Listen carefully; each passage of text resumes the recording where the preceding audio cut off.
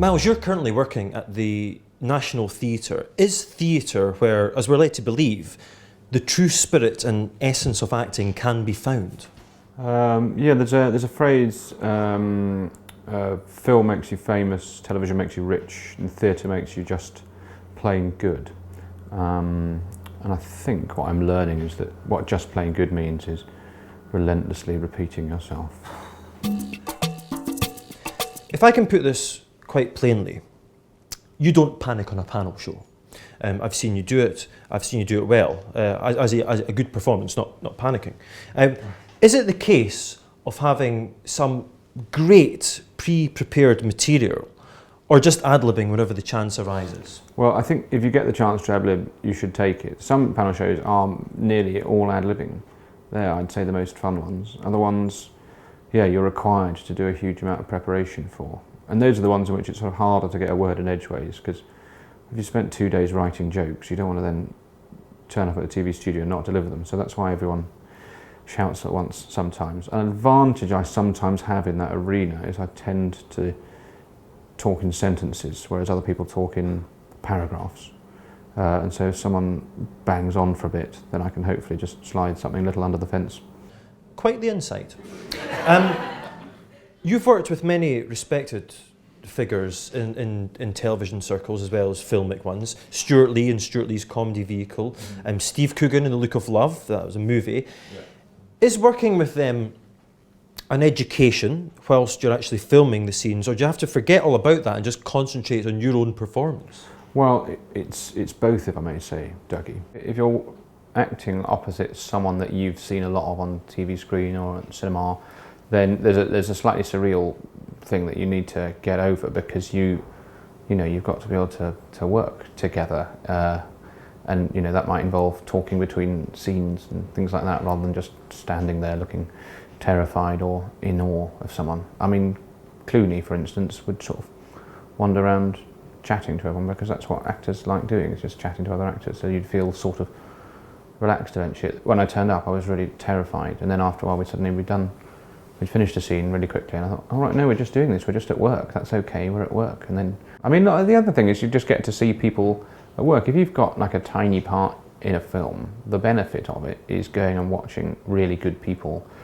doing what they do. So I did a really tiny, I mean, it was already tiny and then it was cut, so it didn't really exist, in Sherlock Holmes, the Guy Ritchie film.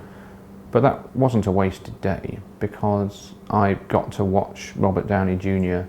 and Kelly Riley and Jude Law acting all day, and Guy Ritchie sort of directing. This brings us to the TCE, the Tom Cruise equation.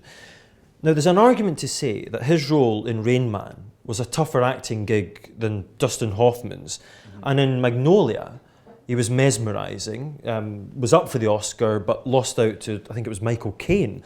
Now, is he, Tom Cruise that is, a bona fide movie star who doesn't get his due as being a great actor?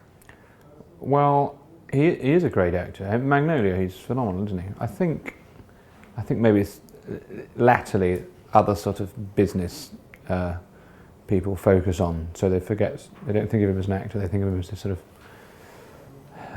eccentric that's involved in slightly surprising things.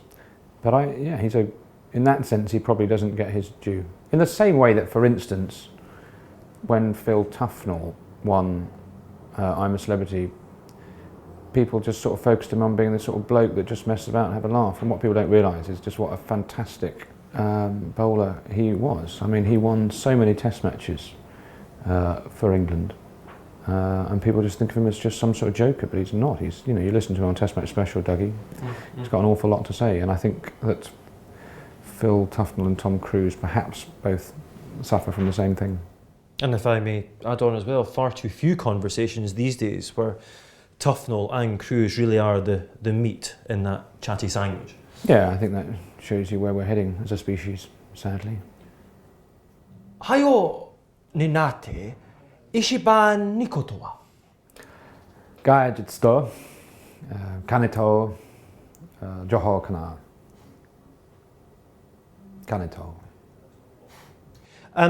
You famously won Celebrity Mastermind. Oh yeah. Is it true, because we do hear rumours, that they dumb down the questions for some of the celebrities?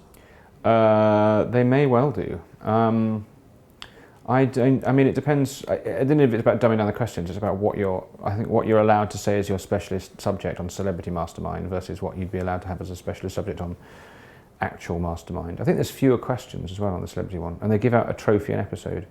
I mean, they've given out a lot of Celebrity Mastermind trophies, and a lot of people have done it. I once did a really quite normal gig in Cheltenham, and we were getting a lift back, and on the way home we realised that all of us had been on Celebrity Mastermind at some point in the last 6 months. I mean, have you been on it? No. Well, I'd recommend it as an afternoon out. I haven't, but I have listened to John Humphreys on the Today programme, so almost a connection. It's like that, but closer to your face. Lastly, Miles, your book, which started as a stage show, The Fibber in the Heat, deals with you pretending to be a sports journalist. Is deceit the best way to get ahead in the media? I reckon a large number of people have got where they have today by initially bluffing. I remember getting the part of a ventriloquist once in something, and then I got called to see the director, and she said, can you do ventriloquism? And I said, when are we filming? And she said 3 weeks, and I said, I will be able to do ventriloquism in 3 weeks. So there was a sort of an element of bluster there, because I thought she was about to say, so actually, would you mind if we didn't give the part to you? So I just said, oh no, I'll definitely be able to do it. You know, I learned to play the ukulele in 2 weeks. I can't play the ukulele. Miles Jupp, thank you very much for your time. Dougie, nice to see you. Nice to see you.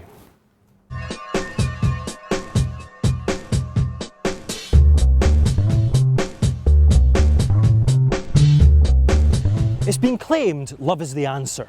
It's also been queried that if love is the answer, what is the question? And that's something that can be confusing, because the question could quite rightly be put as simply as, what is the key to everlasting happiness? At the same time, however, the same answer would be derived from the following question. What band fronted by Arthur Lee released the seminal Forever Changes album in 1967? Confusing times indeed, but worth a ponder.